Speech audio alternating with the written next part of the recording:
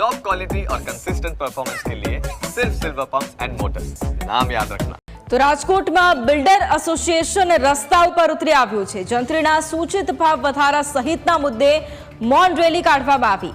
જંત્રી ભાવ વધારો પાછો ખેંચવાની માંગ સાથે મૌન રેલી કાઢવામાં આવી છે। રાજકોટમાં અગ્નિકાંડ બાદ ટાઉન પ્લાનિંગની કામગીરી છે તે પણ ઠપ જોવા મળી રહી છે અને હવે જંત્રીના ભાવમાં વધારો થતા સૂચિત ભાવ વધારા સહિતના મુદ્દે હવે બિલ્ડર એસોસિએશન છે કે જે રોષે ભરાયું છે અને આજે મૌન રેલી કાઢવામાં આવી છે। જંત્રી ભાવ વધારો પાછો ખેંચવાની માંગ સાથે મૌન રેલી કાઢવામાં આવી છે। રાજકોટમાં અગ્નિકાંડ બાદ ટાઉન પ્લાનિંગની કામગીરી અત્યારે ઠપ જોવા મળી રહી છે।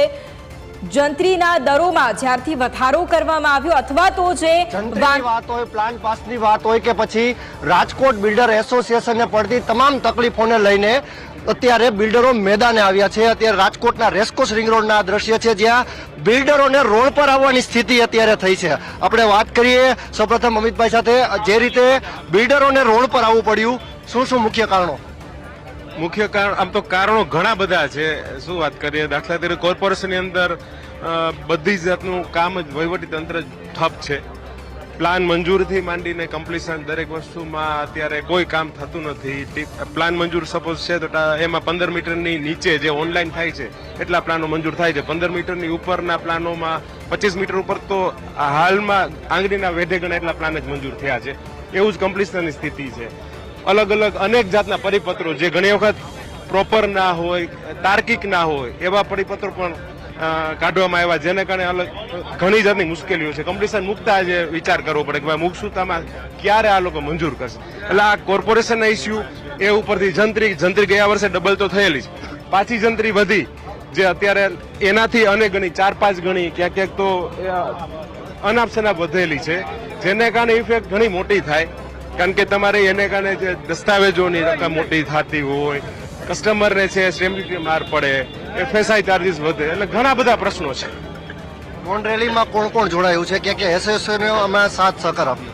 આમાં મૌન રેલીમાં ખાલી બિલ્ડરો જ નથી, લેમેન પણ અમારી સાથે જોડાયેલા છે। અલગ અલગ બીજી સંસ્થાઓ જોડે, દાખલા તરીકે રેવન્યુ બાર એસોસિએશન છે, કોન્ટ્રાક્ટર એસોસિએશન છે, અમારા હાર્ડવેર સામેથી અમને લોકો સામેથી કે અમે ભાઈ તમારી સાથે જોડાવાના છીએ, કલર હાર્ડવેર એસોસિએશન એ લોકો સામેથી ફોન કરીને કોન્ક્રીટ વાળા છે, બધી એન્સેલરી સપ્લાઈઝ બધા અમારી સાથે જોડાયેલા છે। બિલ્ડર એસોસિએશનના પ્રેસિડેન્ટ પરેશભાઈ પણ આપણી સાથે છે। પરેશભાઈ, રજૂઆત અને નિરાકરણ ક્યારે?